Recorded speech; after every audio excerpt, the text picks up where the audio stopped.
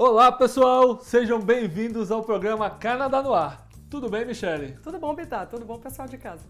Pessoal, esse mês o mundo inteiro celebra o mês da diversidade.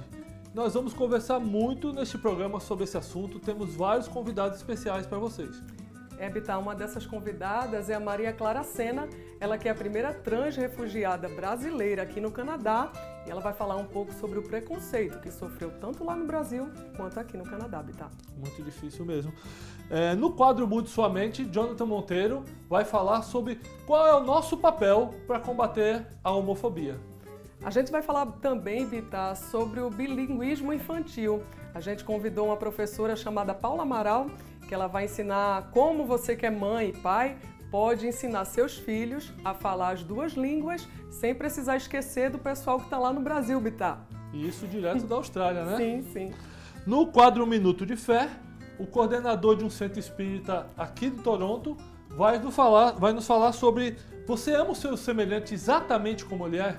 Uma tarefa difícil, mas que todos nós devemos exercer. Exatamente, Bittar. E semana passada foi comemorado o Dia dos Pais aqui no Canadá. By the way, parabéns, Bittar, parabéns aos pais que estão em casa. Todos os pais. E a gente trouxe um pai e um filho que vão tocar bateria e uma música super legal, um rock bem gostoso aí pra gente curtir. Born to be Wild. Isso. Curtam o rock, a gente volta já já. Até já já.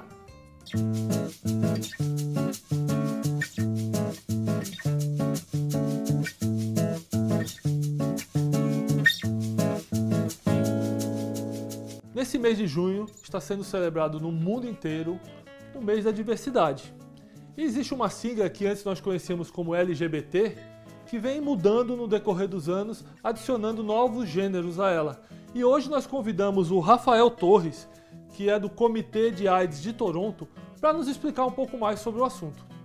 Tudo bem, Rafael? Oi, Michele. Oi, Alfredo. Tudo bem? Tudo bem também para o pessoal do Canadá no Ar. Eu fico muito contente, de ter recebido esse convite para estar aqui falando com vocês hoje. Primeira pergunta que eu tenho de fazer é como é que a gente faz para entender o significado dessa sigla? Primeira coisa é que a gente entenda o que é sexo biológico, né? Sexo biológico é o sexo que a gente recebe ao nascer, de acordo com os cromossomos que nós apresentamos, de acordo com as características, os órgãos sexuais que nós apresentamos, e a gente pode ser classificado como macho, fêmea ou intersex, quando a gente apresenta as duas características. O sexo biológico é uma coisa, e ele já é dado ao nascimento, E aí, ao longo da nossa vida, enquanto a gente vai se desenvolvendo a nossa personalidade, a gente vai se identificando com um gênero, certo? E aí, se eu me identifico com um gênero a qual o meu sexo foi dado ao nascer, eu vou dizer que eu sou cis. Então, no meu caso, eu sou um homem cis, porque ao nascer eu fui identificado com o sexo masculino e eu me identifico com esse gênero, certo? Se eu não me identifico com esse processo, se a minha identidade de gênero é contrária ao meu sexo biológico, então é quando a gente diz que é uma pessoa trans, tá? E não é só cis ou trans que as pessoas podem se enquadrar. Também existem gêneros não binários ou não conformantes, que são pessoas que acreditam que elas não se identificam nem com um nem com o outro e elas trafegam, nesse fluxo aí que pode ser entre os gêneros masculino, feminino e também no meio deles, certo? Existe também a expressão de gênero, que é como eu vou expressar e como eu vou estar mostrando para a sociedade como que eu identifico esse gênero. E por fim, existe a orientação sexual, que é para quem eu direciono o meu desejo afetivo sexual, isso aí vai de acordo com o meu gênero, Se eu sou do gênero masculino e direciono o meu desejo para alguém do gênero masculino, então eu posso dizer que eu sou gay. Tá? E aí também a mesma explicação para hétero, bissexuais, são pessoas que se sentem atraídas pelos dois gêneros. Também existe pansexual, que são pessoas que não fazem diferenciação de gêneros, elas se sentem atraídas por diversas possibilidades. E também existem as pessoas assexuais, que não apresentam diretamente esse desejo afetivo sexual, isso também é super normal. Tá? Então, quando a gente fala da sigla LGBTQI2+, a gente está tentando enquadrar todas essas possibilidades. Antigamente a gente conhecia essa sigla como GLS, que era gays, lésbicas e simpatizantes. Isso foi mudando ao longo do tempo porque, como começava com G, se tinha muito a ideia de que a figura dos gays era mais importante do que as demais figuras. E o movimento lésbico, ele precisou, isso é super importante porque é uma forma de reconhecimento, ele precisou também que ele fosse reconhecido e iniciado na sigla. Então a gente mudou para LGBT posteriormente. O S, que era o termo simpatizantes, é um termo que hoje em dia a gente evita usar, porque em teoria todos nós deveríamos ser simpatizantes do movimento, não é? Então o S foi sendo afastado e foi dando lugar às demais letras, tá bom? Rafael, por que essas novas nomenclaturas foram sendo acrescentadas? Então, por que essas novas categorias foram acrescentadas, né? Para tentar tornar o movimento cada vez mais inclusivo e representar cada vez mais todos os diversos grupos sociais que vão compor, né, a categoria da diversidade de gênero, diversidade sexual. E eu vou, se vocês me permitirem discutir rapidamente essa figura aqui, essa figura vai apresentar as diversas letras que a gente pode tentar, né, compreender. É uma figura que eu adoro particularmente, já está um pouco velha em alguns termos, né, mas que a gente pode estar sempre atualizando. Então, como a gente pode ver aí, o L são para o movimento lésbico, né? São pessoas, como a gente já explicou antes, são quem se identifica com o gênero feminino e sente a atração afetiva sexual por pessoas do mesmo gênero, do gênero feminino, se enquadraria na categoria L de lésbicas. Gays, G para gays, né, que são homens que sentem atração afetiva sexual por outros homens ou por outras pessoas do gênero masculino. B para bissexual, que são pessoas que sentem atração afetiva sexual por ambos os gêneros, não é? E aqui é interessante que a gente também abra um parêntese ao falar da bissexualidade, porque tem muita gente que tem um certo preconceito, né? Nossa, se você pode escolher, por que você escolhe um e não outro? A questão é que não é escolha, né? Pessoas bissexuais, elas não têm essa questão de que, vou escolher conscientemente agora se eu quero me relacionar com um homem ou com uma mulher. Elas sentem atração e essa atração é diversa, tá certo? E isso diz respeito não a uma questão de escolha, mas a uma questão do que está envolvido ali na relação e de como a pessoa se sente bem naquele momento, tá bom? Os dois T's são para transgênero, né? Algo que eu já discuti na pergunta anterior. E o seguinte é para transexuais, que era um termo que a gente tem tentado modificar, porque foi um termo que inicialmente foi muito utilizado com questões diagnósticas, né? Quando a questão da transexualidade ainda era tida como uma doença. Tá? Então, cada vez mais a gente tem tentado utilizar somente o termo trans ou transgênero, visto que a gente está pensando aqui em categorias de gênero, e não em categorias de sexualidade, realmente. Que é um termo que é bem americano, né, bem do inglês, mas que a gente tem usado também já no português, que é queer. Queer a gente pode pensar como um termo mais umbrella, né, um termo que pode abarcar inclusive todas essas letras, né. E queer antigamente no inglês era uma palavra que era de certa forma pejorativa, era utilizada até para xingar o grupo de pessoas que se identificavam como gays ou lésbicas, enfim. E hoje em dia é um termo que foi pegue por esse grupo para cada vez mais ser utilizado como termo empoderado, como termos que eles falam, sou queer, sou feliz, estou aí, não é? O outro que a gente pode pensar como questioning são pessoas que estão se questionando, que não têm muita certeza da identidade sexual, da identidade de gênero delas, então elas se permitem estar nesse local que elas não precisam de fato ter certeza, tá? Isso é muito válido e é muito importante. E é para intersexual, né, que nas categorias de sexo biológico são pessoas que apresentam cromossomicamente, geneticamente, biologicamente, tanto as categorias de macho e fêmea, né?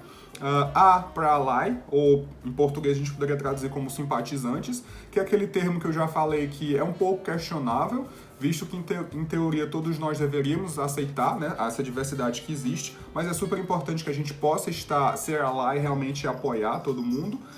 O A para assexuais, também a gente pode incluir categoria de pessoas aromânticas, que são pessoas que de fato não sentem uma atração afetiva sexual especificamente por ninguém. Isso não quer dizer que eventualmente eles e elas podem engajar em atividades sexuais, tá? Mas é importante que a gente não considere isso como uma doença, como algo anormal, como algo que não existe. Existe sim, é importante ser reconhecido, tá? P para pansexual, que são pessoas que sentem atração afetivo sexual por uma diversidade de gênero, sem necessariamente ter que especificar se elas sentem por homem, por mulher, por bi, por trans, por cis, enfim, tá? Não está aí nessa tabela, mas eu também poderia acrescentar outros termos como HSH, que são homens que fazem sexo com homens, podem ser pessoas que não se identificam nem como hétero, nem como gays, nem como bi, tá? Então eles preferem utilizar a nomenclatura HSH, E também um termo muito canadense, que é 2S, ou Two Spirits, né? Que são como as comunidades aborígenes, as comunidades indígenas daqui, reconheciam as pessoas que apresentavam essa diversidade de gênero, diversidade sexual, e aí é um termo bem regional, mas que a gente acrescenta, visto que a gente está vivendo aqui no Canadá. Né? Existem também outros vários termos que são utilizados, e esses termos eles são mutáveis, né? Pode ser que próxima semana já cheguem termos novos que vão tentar cada vez mais incluir mais pessoas e deixar que todos se sintam à vontade. E eu acho que isso é o mais importante, né? Por isso que é tão importante que a gente saiba sobre essas ideias. Qual a importância do entendimento desses termos para a população em geral? De fato, isso ajuda, né, a causar essa sensação de pertencimento. Mas a gente sabe que somente incluir uma letra numa sigla não vai ser só necessário, né? É importante que toda a sociedade ela reconheça, ela respeite. E o mais importante, né, que a gente não comece a categorizar coisas como normais ou anormais. Eu nem gosto de utilizar essa ideia de termo normal e anormal. Uma coisa que eu gosto de falar é a ideia de termo normatizado, né, que é o que é considerado como a norma, certo? E aí isso varia muito. Isso pode variar de tempo, isso pode variar geograficamente, isso pode variar historicamente, de país, enfim. Tá?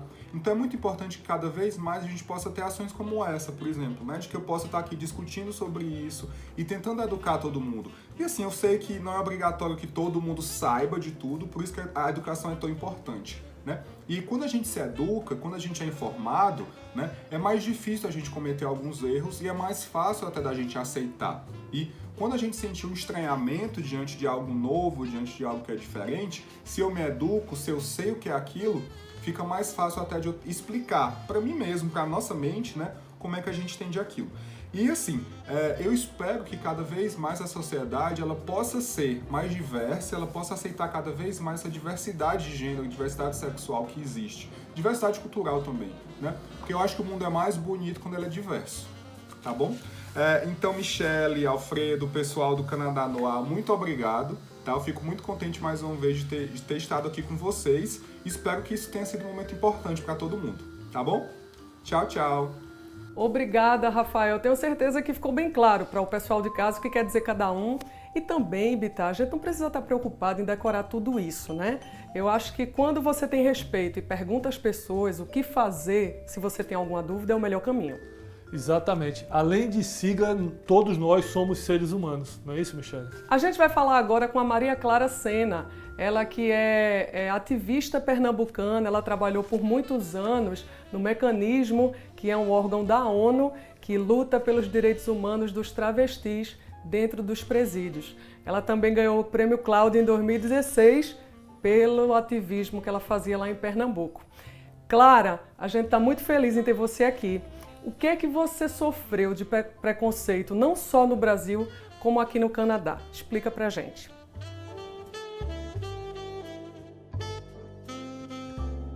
O Brasil é um país racista, então Maria Clara, ela sofreu racismo, ela sofreu muito racismo. O Brasil é o país que mais mata pessoas trans no mundo. Maria Clara sofreu transfobia. A Maria Clara, quando estava no sul e sudeste do país, Maria Clara sofreu xenofobia. E aí a gente pode também ter uma visão quando se trata de pessoas que saem de uma comunidade e vão para as cidades, né? E aí elas sofrem o preconceito por não ter aquela aparência. Entendendo esse lugar do preconceito, que é a falta da informação, a gente precisa levar esse ponto de vista aqui do Canadá. O que nos faz brasileiros vivendo aqui no Canadá? É o idioma, é a forma de nos comunicarmos, né? essa forma espontânea que nós temos, a música, a comida. E levar isso para o Brasil é dizer que o que é que faz esse Brasil ter essa cara, né? essa diversidade que nós temos. O Brasil é único, as pessoas dizem, você é do Brasil? Ah, o Brasil, né?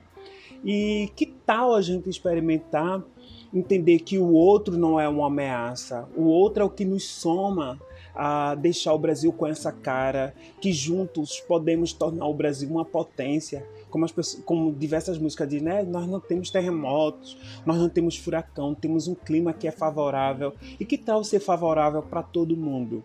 Aqui no Canadá, nós brasileiros dividimos espaço com pessoas do Meio Oriente, da Europa, diversos países, e deixo o Canadá como ele é, um país de ponta, né? Com essa diversidade, e essa diversidade que nós temos em nosso país. E levar a informação é dizer, a gente vai conseguir chegar num lugar muito bom. Basta ter respeito às informações, às identidades, enfim. Isso é Brasil. É realmente muito triste ouvir isso de você, Clara. Mas a gente queria saber também que tipo de situação você passou constrangedora e que você gostaria de compartilhar com a gente. É triste dizer, mas eu lembro, meses quando eu cheguei aqui no Canadá, eu estava andando pela avenida principal, pela Yonge Street, e tinham 2 brasileiros que trabalhavam na construção, e eu vi de longe um já apontando para o outro, e quando eu estava passando por perto, esses brasileiros, eles falaram, olha, pega, é tua, não sei o que, sabe? E aí me trouxe essa memória do Brasil, e no momento eu reagi. E eu disse, eu estou entendendo o que é que você está falando. Me deu vontade de chamar a polícia, eu só não chamei porque naquela época eu não tinha o inglês ainda, né? Mas para você entender a gravidade da coisa, e eu passei muito tempo me privando de estar na comunidade brasileira, porque o que me fez sair do Brasil foi justamente os brasileiros, não foram os canadenses. Quando a juíza leu o documento que me aceitava aqui no Canadá, e disse, Maria Clara, aqui você vai viver completamente livre. E o primeiro impacto que eu tive de preconceito foi justamente com o brasileiro. E aí eu fiquei meio que reticente, eu me podei de viver, de estar no meio dos brasileiros, tive muito medo, enfim. E o outro foi com uma menina do Meio Oriente, uma iraniana, que ela se recusou, a gente estava na classe, né, de inglês, e ela se recusou de sentar junto a mim, na turma que eu estava fazendo parte. E eu não sei qual foi o motivo, eu não posso dizer se foi preconceito racial ou se foi preconceito transfóbico, eu não sei. Sei que ela se recusou de sentar e depois as pessoas da classe se movimentaram e questionaram ela e tal. E ela disse que ainda tinha muita dificuldade, a professora conversou, foi um constrangimento. Ou seja, foram coisas muito mínimas. Aqui existe preconceito como existe no Brasil, mas existe uma lei que é severa. Se você fizer algo, você será punido. A lei é clara. Situações complicadas, realmente, Clara. Mais uma vez, a gente sente muito ouvir isso aí, esse tipo de situação que você passou, especialmente aqui. E assim, a gente queria ouvir muito de você, qual o conselho que você dá para as pessoas que ainda, porventura, têm algum tipo de preconceito? Eu digo para elas que vocês estão perdendo uma oportunidade de conhecer pessoas e histórias magníficas, né? Eu me coloco enquanto exemplo porque eu tenho uma história de superação. Que qualquer preconceito que as pessoas tiveram, né, o meu amor, a minha vontade de viver, de superar cada dia é sempre maior, sempre maior. E aí eu queria que essa luz que existe em mim, ela conseguisse despertar essa luz que existe em você e que você tivesse uma possibilidade, se permitisse a conhecer pessoas como eu, né, que eu só sou uma ponta de várias outras, né, que querem apenas viver. Se permita, né, quebre esse pré-conceito que você tem, né? Olhe, conheça a minha história, conheça a história de várias outras Marias Claras que está no Brasil, que vive aqui no Canadá. Uma vez que você vive aqui no Canadá, conheça a 519 na Church Street. Lá existem pessoas que eu sei que é difícil quebrar o preconceito, porque quando você ouve a mentira diversas vezes, ela acaba se tornando verdade. Mas é uma verdade que é irreal, ela não existe. Eu não sou uma pessoa que vou lhe atacar ou que vou oferecer algum tipo de risco, nem para você nem para sua família. Isso é uma inverdade, né? Então, aproveite que você está no Canadá ou que você está no Brasil, né? Esse momento de coronavírus, essa mensagem que o universo passa, dizendo que o coronavírus ele está para todo mundo. É como um direito humano, o direito que você tem, é o direito que eu tenho e qualquer outra pessoa tenha. Então é isso. Nós estamos indo para uma nova era. Vem com a gente, vem conhecer esse universo e dizer, não, agora chegou a hora de eu pensar diferente, é a hora de eu viver diferente. Quero agradecer a todo mundo que parou para ouvir, Maria Clara. Mais uma vez, obrigada a todos do Canadá no Ar. Maria Clara, essa sua fala sensibiliza a todos nós, até porque você estava no Brasil em situação de risco e você veio para cá para ser acolhida. Aí chegou aqui, aconteceu isso, né, Bittar? É triste. É muito triste a gente saber que uma pessoa guerreira, um ser humano guerreiro que lutou para ajudar as pessoas, seja destratado pelos próprios compatriotas em outro país. E o nosso papel aqui na Canadá no Ar é apoiar todo o público de língua portuguesa e dar suporte independente de gênero, raça ou seja qual for a sua opção. Falando em apoio, a gente está aqui para apoiar também a sua causa. Se você tem alguma sugestão de pauta ou você quer ser anunciante aqui com a gente, pode mandar um e-mail para canadanoar@gmail.com e a gente vai ficar muito feliz em receber aqui sua sugestão, vídeo ou a sua parceria. A gente fica aguardando aí o teu contato. No quadro Mude Sua Mente, nós vamos conversar com o Jonathan Monteiro, que vai falar sobre uma nova perspectiva de enxergar o ser humano e de combater os preconceitos. Falar sobre preconceito é um desafio enorme, mas nesse momento é mais do que válido refletir sobre isso. É uma necessidade social, considerando aí os protestos que a gente tem visto, né? E o fato de estarmos no mês da Pride aqui no Canadá. Um ponto de vista interessante é que se você parar para pensar, os protestos ou os movimentos, eles pedem para você olhar para uma causa ampla. Mesmo que seja algo em específico, como racismo, homofobia, etc., os movimentos eles chamam a atenção para uma causa, um tema, um problema, uma situação. E aí a gente fala aqui do macro, né? Do todo. A grande reflexão que eu queria propor na coluna de hoje vai além do que a gente vê nos movimentos quando eles acontecem. Eles pedem ações dos governos, da sociedade, leis que protejam aquela causa em específico, mas pensa comigo, e você? Como você entra nessa discussão? O que você pode fazer sobre isso? Observe que agora eu não estou falando sobre a visão macro, estou falando sobre o micro, sobre um indivíduo. Nesse caso, você que deve adotar uma ação diante de tudo que você vê. Senão, tudo será apenas drama e cobranças para que alguém tenha que fazer algo por isso. Não. Talvez eu te incomode agora, mas eu vou ter que te dizer, você também é responsável por tudo que acontece nesse planeta. Se você não assume a autorresponsabilidade, ou seja, como eu lido com isso, você pode estar sendo hipócrita sem saber. Para fazer isso ficar mais claro, eu vou te propor 3 ações que podem fazer você fazer a diferença e levar você a assumir a sua responsabilidade sobre isso. Eu vou te ajudar, vamos lá. Primeiro, olhe à sua volta e veja quem você conhece que pode ter mais o seu cuidado. Por exemplo, pergunte para o seu amigo ou amiga gay: você se sente discriminado? Em que momentos você se sente mal com relação a isso? Como você gostaria de receber o meu apoio sobre isso? Dica número 2. Não permita situações de racismo ou discriminação à sua volta. Quebre esse silêncio. Lute por pessoas que estão aí, debaixo dos teus olhos. Número 3. Ajude instituições que seu coração pede para ajudar. E leia mais sobre o assunto. Há dezenas de livros que falam sobre o racismo e discriminação. E aí, depois de trabalhar isso, como você acha que seu crescimento como ser humano vai ser? Será que você não será uma pessoa melhor para lutar pelos seus próprios sonhos? Pense nisso. Um grande abraço e até semana que vem. Obrigada, Jonathan. Esses 3 exemplos aí foram super práticos para que a gente possa começar a pensar melhor no que vai falar e assim evitar dizer algo que seja preconceituoso.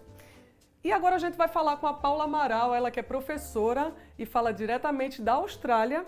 Ela que vai explicar pra gente como é que você faz, você que é papai e mamãe, para ensinar seu filho, que nasceu aqui no Canadá, a não perder o ritmo com a língua portuguesa. Explica pra gente, Paula, como é que essa família pode fazer para que o filho não se perca aí no meio do caminho, mesmo morando aqui.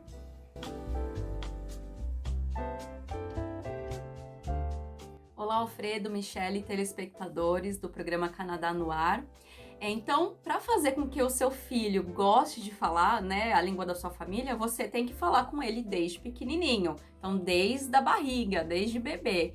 E aí, você, caso o outro pai, né, ou a mãe não fale o português, ele vai falar a língua dele, o inglês, o francês. E aí, vocês vão usar a técnica chamada One Parent, One Language, em que cada pai fala aquela língua com o filho. Agora, se forem os dois brasileiros, então eles falam português em casa e a criança aprende a língua majoritária fora de casa ou na escola. Então, esse método se chama Minority Language at Home. A linguista Barbara Zutter Pearson, ela escreveu um livro que se chama Raising a Bilingual Child, que ela fala que não tem garantia de nada. O que tem são práticas. Então, ela observou que as famílias que tiveram sucesso, o que elas faziam? Elas tinham uma estratégia, elas eram consistentes, elas envolviam a família, elas tinham técnicas para quando a criança falasse na outra língua, como que ela ia fazer ela falar em português. Então, tudo isso contribuiu para o desenvolvimento bilíngue da criança. Então, tudo vai depender de como você apresenta o português para o seu filho.